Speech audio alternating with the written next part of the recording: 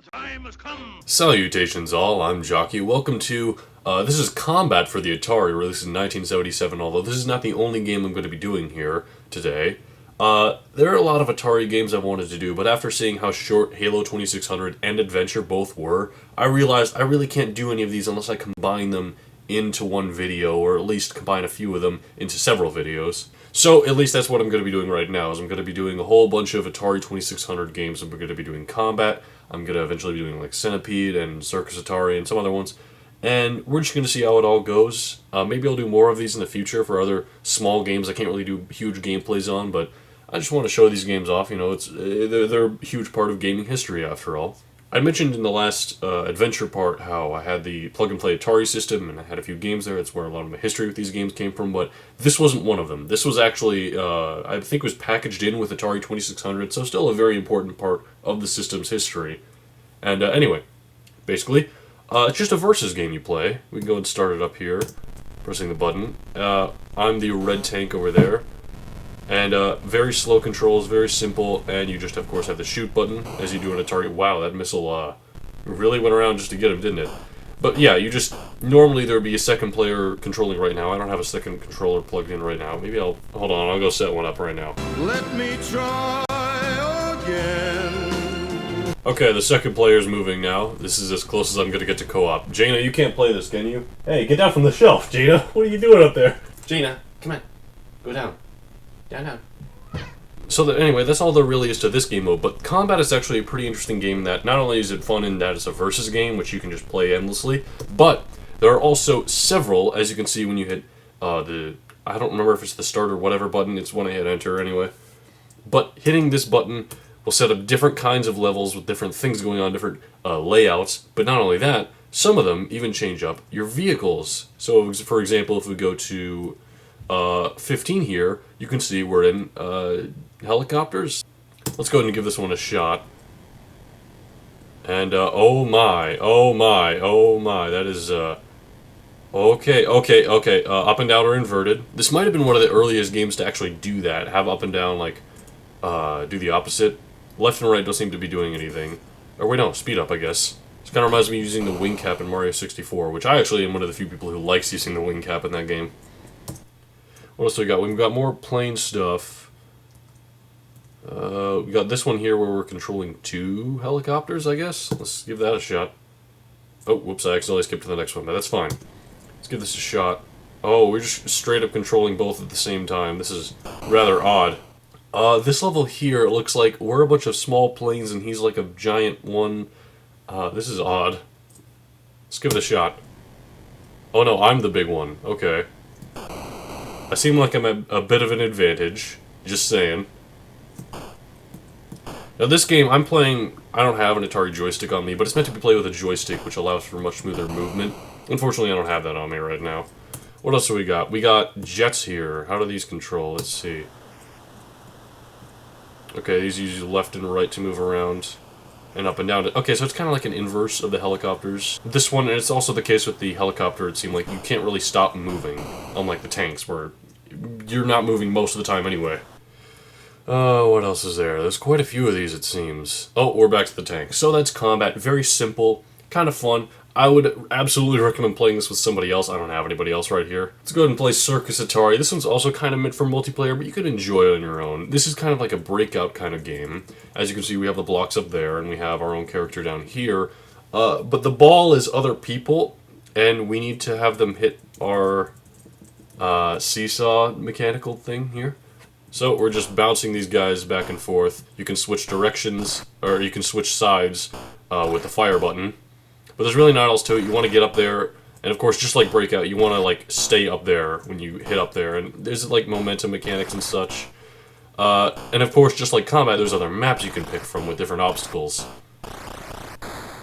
Ooh, that's unfortunate. But this is one of my favorite games back in the plug-and-play system when I had like Adventure and such, just because it was a little game I could play when I just wanted to, you know, do a little Breakout clone essentially. And granted, Breakout I think is a bit better just because you have a bit more control, I think, over the paddle. Again, I'm not using a joystick here, so I can't really say. Oh, but it looks like the game's over. I won. You kind of need friends to play these games. Next game we have here is Missile Command. This is an absolute classic. All you gotta do, you have this little cursor here you move around. Wherever it is where your explosion goes, and you just need to stop these things from hitting all of your bases, I guess. I don't know what those bottom mountain things are supposed to be, but you gotta use a lot of things you gotta keep a lot of things in mind to win in this game. You gotta keep in mind where the explosion is gonna be by the time it explodes, how big it will be. You gotta keep in mind trying to get 2 enemies at the same time, because your ammo, along with how many of your guys survive, is all scored up at the end for more points, and that's again the goal of Atari games. This is a very recognizable game. I actually remember playing this on an iPod, I believe, using the little... What was that thing called? It was like a ring with buttons on it. I don't remember what the proper name for it was. You know, these guys falling down, they of course hit whoever they impact when they land, assuming they do. But if they hit you, I don't know if anything bad happens. I've seen it happen and it just seems to, like, make the screen flash a bit. Maybe it stops you from shooting for a second. I mean, the main goal here is to keep all of your dudes alive. Now, moving along, the colors of the stage will change depending on how far we progress, and also the speed of these guys falling will also change. There's a new enemy type they introduced later on. I don't know if we're going to get all the way to that, we'll see. And these guys, weirdly enough, can actually hit people they've already taken care of. I don't know that it does anything. Oh, we just lost another one. But let's see, that guy right there, he hit that one that was already dead, and it didn't seem to do much of anything. Anyway, we're running kind of low on dudes. We only got 2 of them left. I don't know what that sound was, but we have another one back. Maybe we got enough points or something? This is a fun game to play. The other ones are like kind of versus multiplayer kind of games. This is a fun one to just play by yourself. And you know, the explosions are pretty impressive for Atari, not necessarily the graphics themselves, but the fact that you can have so many on screen at a time. Like, I can just be like, explosions. Oh, here we are. This is the side bars I'm talking about. That I don't really know what they're supposed to be or why they're there, but it means we made it further, I guess. Uh-oh. Almost lost that guy there. Oh, we might just now. Oh, man. Oh, I just completely missed. So, now we've definitely lost. We're going to lose this round, but we can still get as many points as we need to before it ends. Just by killing enemies and, of course, our ammo at the end of the round. So, there's our final score. 18-115. I don't know if that's considered good or awful. Anyway, let's move on to the next game. Last game we have here, and we actually have a title screen. Maybe I should have started on this one so I could have, like, introduced everything more properly than just on the loading screen for...